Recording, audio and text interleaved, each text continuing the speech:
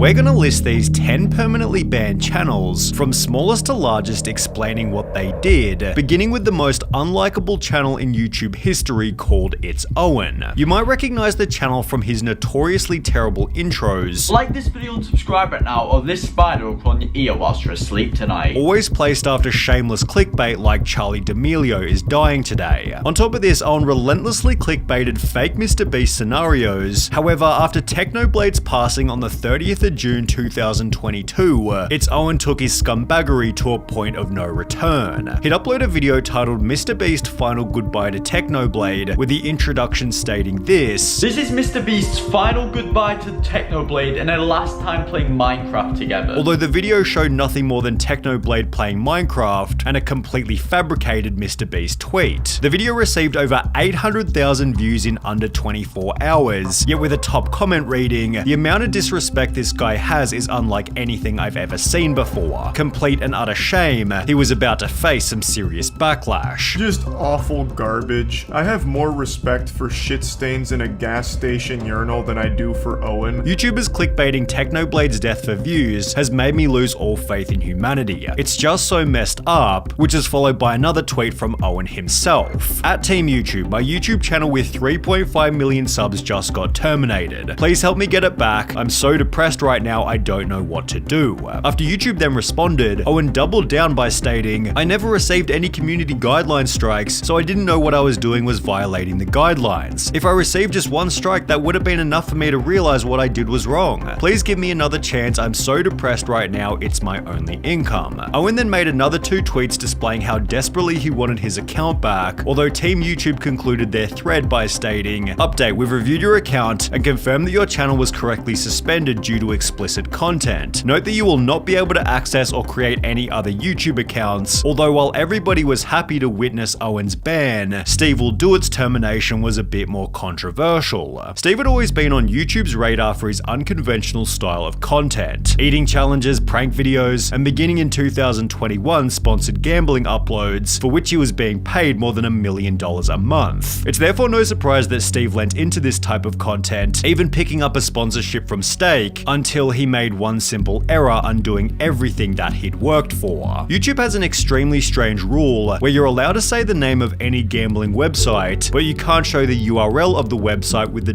.com included. Well, in June 2022, Steve uploaded a gambling video like any other, although the URL had been left in as his editor forgot to blur it. Despite Steve having no strikes on any of his channels, YouTube made the choice to permanently delete all of them. I'm allowed to say I'm playing the website, but they would go to deleting my entire main channel because on my second channel, it wasn't fully blurred. After which Steve said this: "They called me the day of deletion, and it was a girl. She seemed pretty stoked I was getting deleted, and I was like, she seemed happy, and I was with me and my editor, and we're like, bro, like, she's happy." As a result, the Nelk Boys were warned about filming with him. They basically said, like, your channel's gonna be deleted if Steve's in your videos. Which might be harsher treatment than that given to Leafy. Between 2013 and 2016, Leafy built a reputation for uploading edgy content, which flowed well with YouTube's zeitgeist at the time. However, between 2017 and 2020, Leafy went on hiatus before returning with a pretty controversial approach. He'd upload a video titled Content Nuke Pokimane, in which he'd offer pretty reasonable criticism. 80% of Pokimane streams is just her watching videos, adding actually nothing to what she's watching whatsoever. However, he'd then go on to upload 12 different videos, clickbaiting Pokimane in the title and thumbnail, while talking about unrelated topics in the video itself, such as finance and investing. Of his last 15 videos, 12 of them were on Pokimane. Having 12 videos all insulting Pokimane in the title and thumbnail, that's viewed as harassment by YouTube. Despite having no prior strikes on his channel, Leafy woke up to a permanent ban for creating content designed to harass, bully, or threaten. He'd take to Twitter stating, "Morning at Team YouTube, my channel was suspended yesterday. Curious if there's anything I could do to get it reinstated, or if there's any statement on this you could give on this." However, despite his tweet, Leafy seemed pretty unconcerned about having his channel deleted. If I am gonna be banned, like, so be it. The website is shit. What else is there like, there's nothing else needed to be said. Pokimane took to Twitter stating, "I know I'm gonna get asked this, so I'd like to clarify I had nothing nothing to do with Leafy's ban, before adding, "Don't want my silence to leave room for assumptions." Leafy's ban was bound to happen eventually. However, someone whose termination was a little more surprising was that of Kaby Lamy. He gained 100 million TikTok followers in less than 5 months, and with YouTube launching their own Shorts program, Kaby started posting across the two platforms. His notoriously funny skits exploded on YouTube as they had on TikTok, giving him over 800 million views and 2 million subscribers during his very first month on the platform. This was then followed by another 800 million views in the next month, and after only 4 months of uploading to YouTube, Kaby Lamy had racked up 2.4 billion views and 5.2 million subscribers. He was then banned permanently.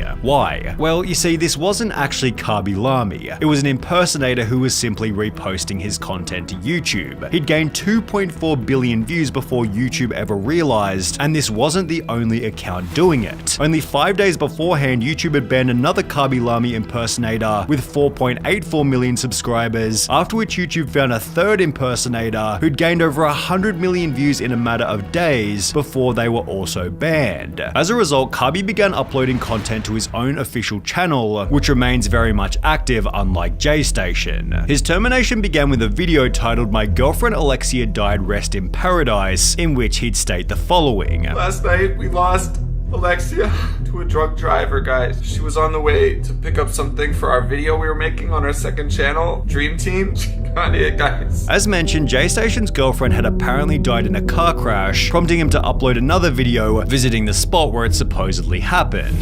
It's okay, man. Everything's gonna be okay. However, only 3 days later, JStation began using his girlfriend's death to gain extra engagement. As you guys know, my girlfriend Alexia just passed away in a tragic accident, guys. We're doing the Ouija board challenge on my dead girlfriend. Let's smash the like button right now, guys. 1 like equals 1 prayer for Alexia, guys. Rest in peace. Prompting some ordinary gamers to investigate if she'd even died at all. No, I don't have anything by that name on the system. Nobody by that name specifically has suffered any form of death, right? No. As a result of the video, Alexia came forward confirming that she hadn't actually died. Jay faked my death. I felt sick to my stomach from the minute that he posted it. Before going on to add that the couple had since broken up. Like the times that he was mean to me, it's just like he was so mean and I just don't know why. Despite having posted years worth of unsavory content, it seemed faking his girlfriend's death was a step too far, as YouTube would permanently delete JStation's channel on the 12th of March 2021. JStation responded by stating, "I didn't even do anything wrong, and I made videos all year getting no controversy. However, when these delusions failed to bring back his channel, he concluded, I'm going to sue them. Crazy. Anyways, I'm done. Nothing I can do now," which is the same conclusion drawn by 7 Supergirls. The channel began in 2008 and featured 7 girls for the 7 days of the week that upload everything from skits to day in the lives, amassing over 5.6 billion views by 2018, when the channel took a pretty dark turn. The channel was owned by a 55-year-old named Ian Rylett, who on the 17th of August 2018 was accused of acting inappropriately with one of the 7 Supergirls. Roughly 7 months later, Ian pleaded guilty to the incident and wasn't only sentenced to 3 months in prison, but was also legally banned from working on YouTube. As a result, 7 Supergirls was terminated on the 12th of March 2019, at the time being the most subscribed channel ever to receive a permanent ban. That would be until 9 months later, when YouTube's scummiest copycat was banned for stealing content. The Indonesian channel named Kalon Sarjana had gained over 13 million subscribers by employing a highly unethical strategy that essentially find already successful videos spoken in English before copying the thumbnail in its entirety, adding their own watermark, and uploading it to Indonesian YouTube, where the original creator had no way of finding it. However, all of this changed in November 2019, when British YouTuber JT posted his own upload titled, "YouTuber with 12 million subs steals my video." This channel had the audacity to steal my thumbnail, put an emoji on it, and then put their watermark on it. They put their watermark on my thumbnail and claimed it as theirs. This YouTuber has stolen my thumbnail, stolen all the information from my video, video, they literally watched my video and took everything. They took the screenshots, they gave me no credit for my own DMs. This guy has literally just ripped me off completely, okay? JT then highlighted another crazy fact. This guy is the biggest YouTuber in Indonesia and he's stealing my stuff. He steals from people so much, okay, that he's got in his description, for copyright matters, please contact us at this email. He did this because he knows he's stealing content. Leading the Indonesian media to talk about Callen's unethical practices. A YouTube account from an Indonesian with more than 12 million subscribers has been accused of stealing other people's content, with the article attaching a side-by-side comparison of some of the videos they'd stolen. Having been exposed by his own country, Callen wrote an apology on Twitter translating to, "We from the entire extended family of Callen Sarjana apologize to the YouTube channel JT for using ideas, thumbnails, and video prototyping without permission," before posting a second tweet reading, "Thank you for all your corrections. Hopefully the things that have happened will truly become a lesson for us to not make any mistake in the future. However, it was already too late." JT and two other YouTubers who had their videos stolen chose to simultaneously copyright strike Callen Sarjana, terminating the channel on the grounds of multiple third-party claims of copyright infringement regarding material the user posted. He was a fraud, he deserved it. You steal content, you pay the price. That's just how it is. Although Indonesia wasn't the only country to lose their most subscribed channel, as Turkey's biggest was also banned at around the same time. The channel began with two kids and their father Muhammad, focusing on children's content before they'd find themselves involved in Elsagate. Elsagate was the nickname for a 2016 genre of content where YouTubers took kid-friendly characters like Spider-Man and Elsa and mixed them with very unsavory themes. Inappropriate videos have infiltrated YouTube Kids,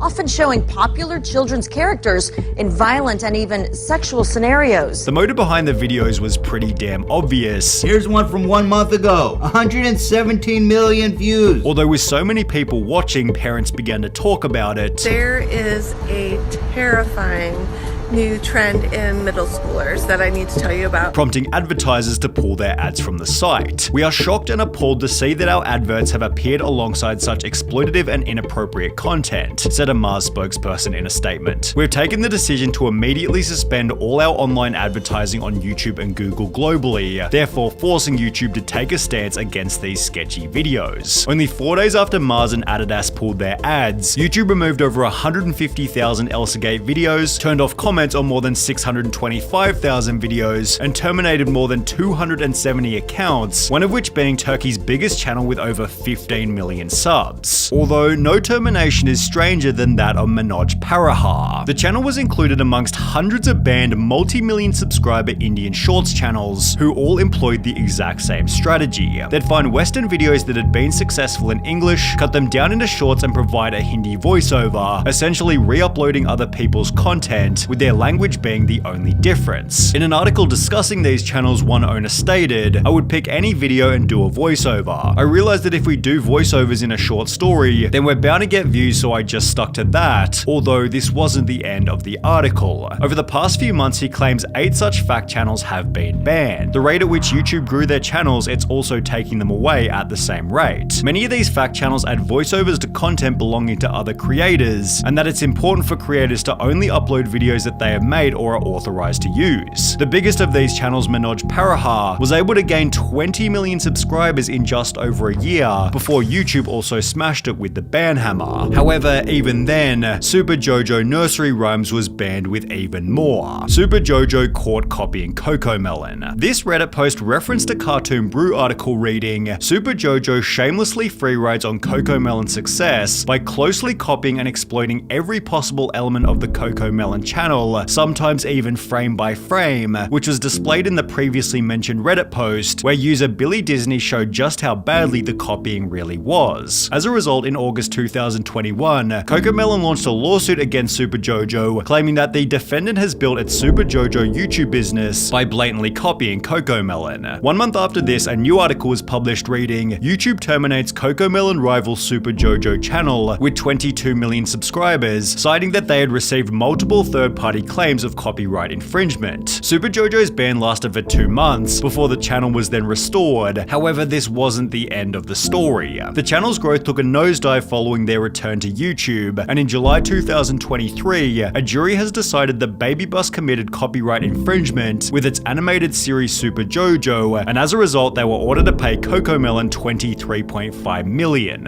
In that very same month, Super JoJo wiped their channel clean, deleting everything down to their profile picture, so while the channel is still technically active, Super JoJo could easily be considered the largest YouTube channel that's permanently banned.